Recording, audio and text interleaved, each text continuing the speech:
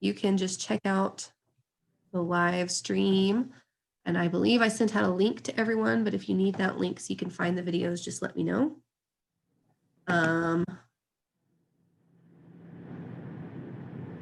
there you go. Now it's online. Thank you for reminding me to do that, Sam. It's a little new still. Remember to do that. Okay. So pressure and specific volume, important things to remember. Two phases can coexist, and it's for a specific temperature of a pure substance. You're looking at the variation between that pressure and specific volume. You're not looking at the at different temperatures. Okay, pressure and enthalpy. This is very similar to our pressure and volume diagram. And again, like I said, this is looking at a pure substance, not a mixture. And there's a region right here where we can have water and steam coexist as we're underneath this critical point and above this liquid and vapor phase line that goes from B to C. Okay. Again, this is at a specific temperature. Oops. I don't know why I did that.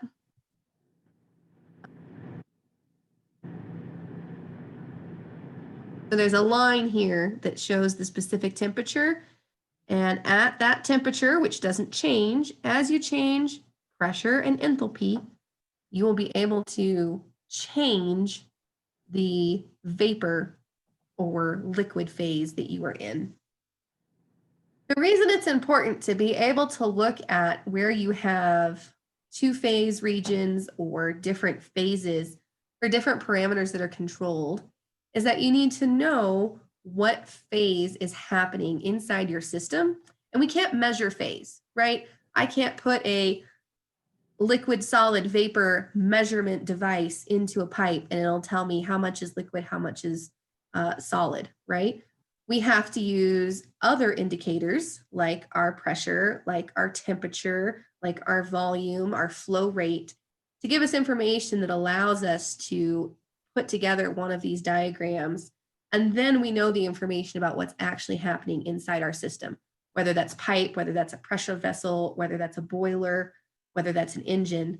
So understanding how the information that we are able to measure and vary gives us information on these diagrams about what's actually happening in the system is very important.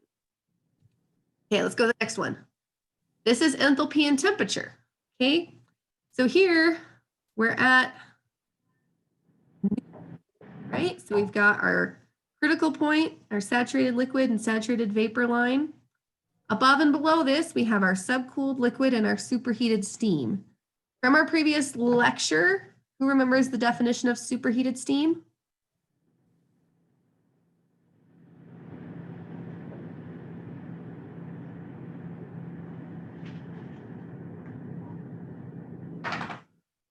You can put it in chat or you can say it out loud.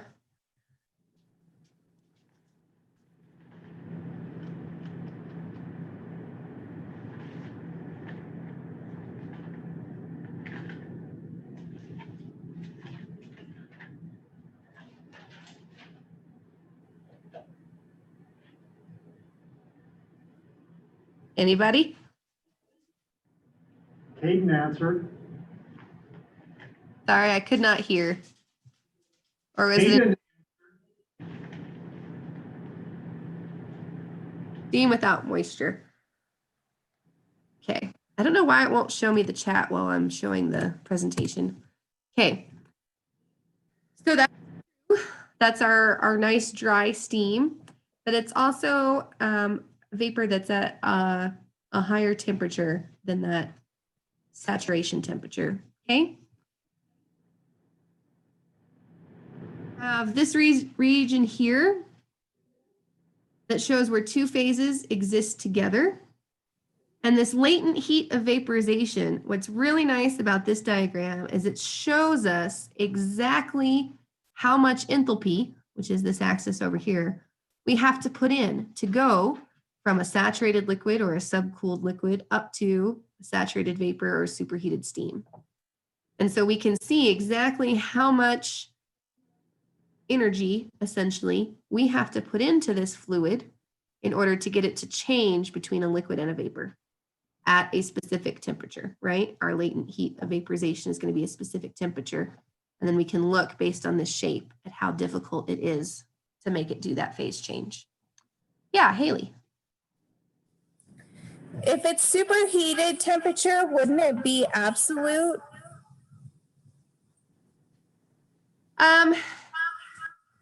So when you're talking about your absolute temperature, you're talking about a temperature that's on a scale like Rankine. And so here it's giving us our temperature in degrees Fahrenheit.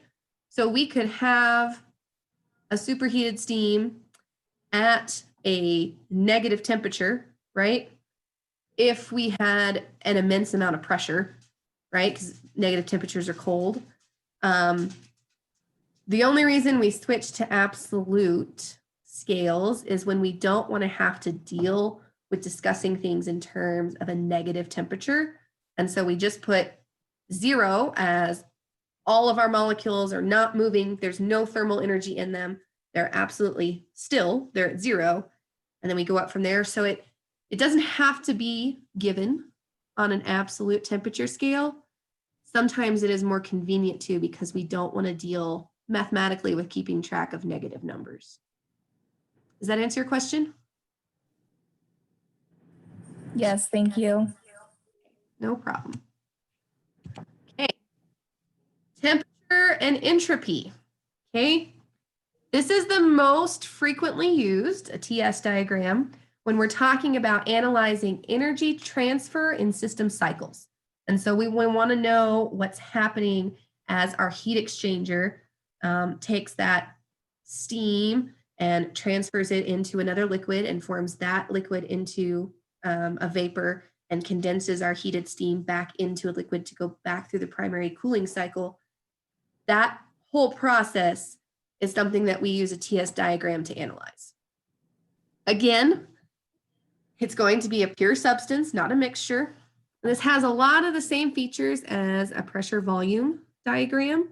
Okay, again, we have a liquid vapor region here. We've got vapor that comes over on this side, and we've got liquid on this side. And then we have our solid vapor region here at the bottom with the critical point,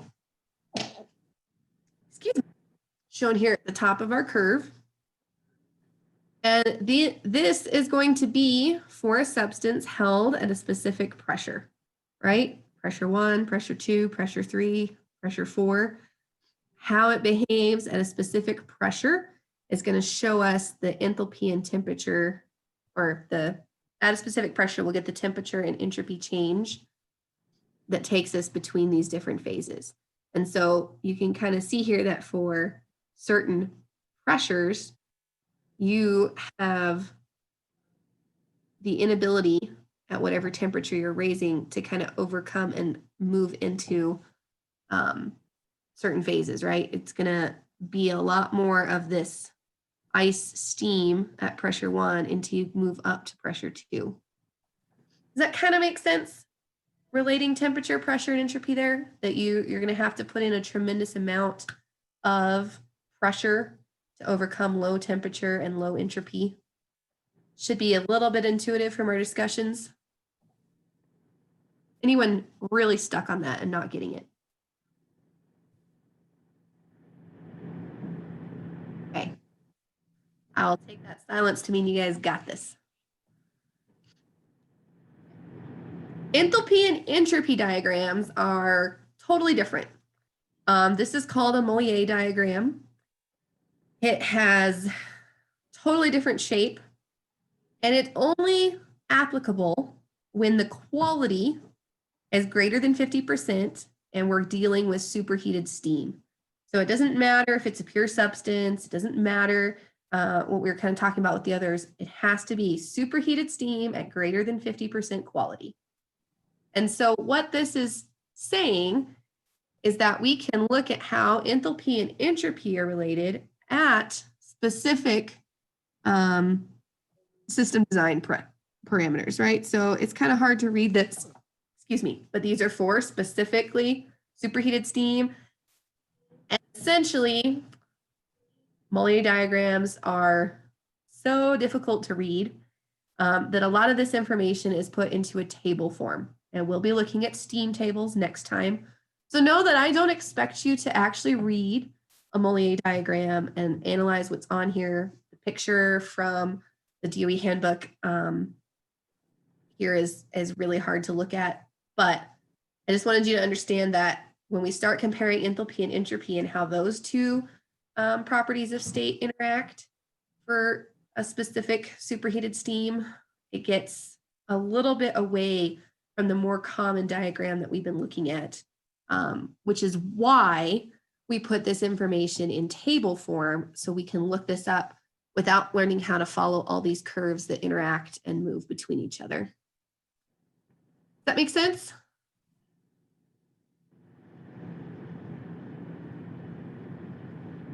Okay, let's open up our PowerPoint.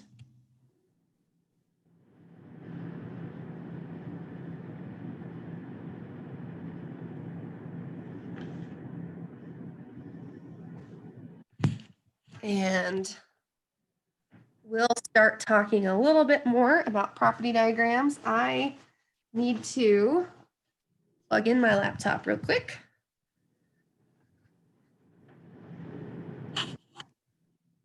Okay.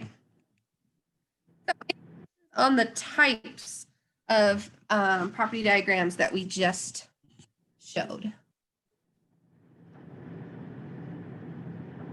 Haley, did you raise your hand again, or is that the same hand raise? Nope, that must have been from before. Okay. Okay, there we go. Okay. I think there's some really useful ways to look at these laid out in a 3D way that kind of helps put all this information that we're comparing together. So we're going to look at these images and we're going to go through, right? So PV diagram, we just saw this, right? We've got our saturated liquid region, liquid vapor line, critical point, liquid region. This is our superheated vapor. And this is pressure and volume along the two axes, right? Same thing with our PT diagram, right? We just looked at this. These lines show us our triple point, our critical point, and where we can have all these different phases that exist. Pressure, temperature, and volume can also be overlain with each other. And we can look at all of these parameters of state and how they change and how we go between a gas, a liquid, a solid liquid mixture, a solid gas mixture, etc. Right? So here we take our PT diagram, right? We put it on this side. Then we take our PV diagram. We still have pressure that goes up right here, but now we have volume and temperature. And so for different temperatures, we can compare the pressure and volume that's going to create these different phase changes. So now we can really take and get some useful information about what's happening in our system and what phases are there, because we're able to compare multiple temperatures at different pressures and volumes, because you almost never have a plant that exists at one temperature through all the systems, right? You're going to have systems that are cooling and that are lower temperatures, and systems that are heating and that are higher temperatures. And you're going to have support systems that are very important, and you need to pump them through piping and pump them through boilers and engines and other facilities, but may not be at quite the same parameters as other nearby systems, but yet there may be points where they mix. So this, I just feel like, really helps us look at those properties of state when we're talking about phase change, and understand how, as we vary pressure, volume, temperature, and later entropy and all these other factors, you can really create a comparison and know very precisely what's happening inside your system for the given volume and pressure and temperature that you're talking about. Taking all of the little extras away, this is a 3D PTV diagram. And you can look for the specific volume you're working with, the temperature you're working with, and the pressure you're working with. And at any combination of those, you can know exactly what phases exist in your working fluid.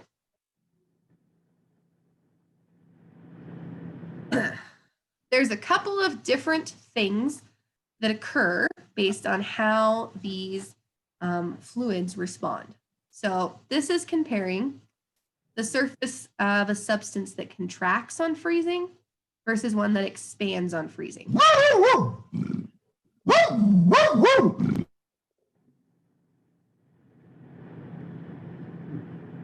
Sorry about that. Somebody walked by the window. My dog was very upset. So here, when you look at this solid line, this pink color over here, and how it interacts with the liquid, there's a little divot that either comes out or comes in. And what this is describing is on the right-hand side, when our solid expands, when it goes from a liquid to a solid, when it freezes, it's going to essentially lose some of our specific volume, right? Or sorry, going to go out right here on our specific volume because it's expanding. Versus this here, which as it transitions to that, we're going to actually move in on this specific volume because we're contracting, right? So it's showing us, based on how this is drawn, what our solid is doing with respect to volume as phase changes. That makes sense? You see that comparison and how you can intuitively kind of figure out what's happening based on the changes that are mapped on this?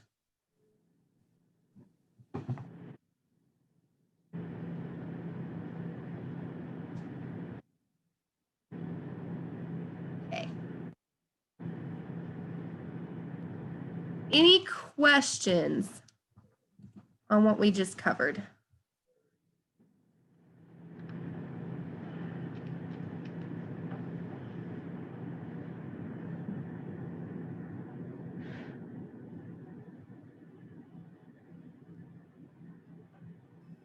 Yeah, is there reading to go over this?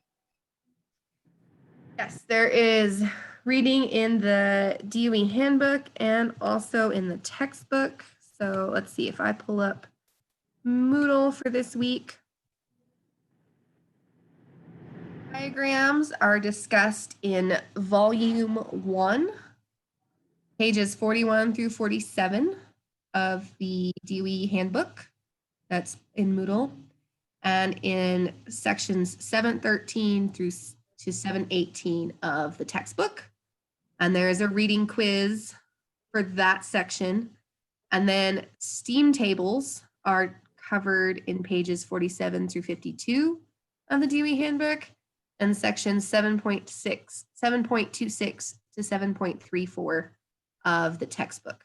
And there's a reading quiz on that. So it definitely has information that kind of explains it in the book, both books, as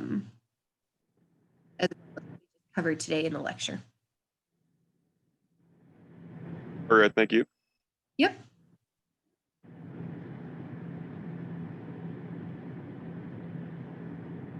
Any other questions?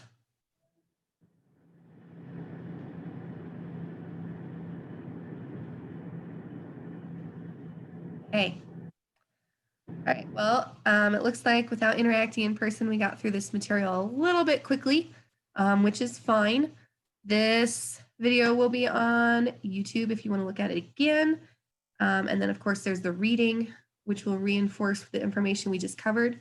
And then on Thursday, we'll discuss steam tables a little bit, and we'll talk about the homework example, and we'll talk about the exam review sheet before we have our test on Tuesday. So we'll go ahead and knock it off a little bit early unless there is another question. Did you say that review is posted now? No, it'll be posted either this afternoon or tomorrow morning. I'm still working on finalizing the exam, and I didn't want to post it till I finished. Thanks. Yep. All right, guys.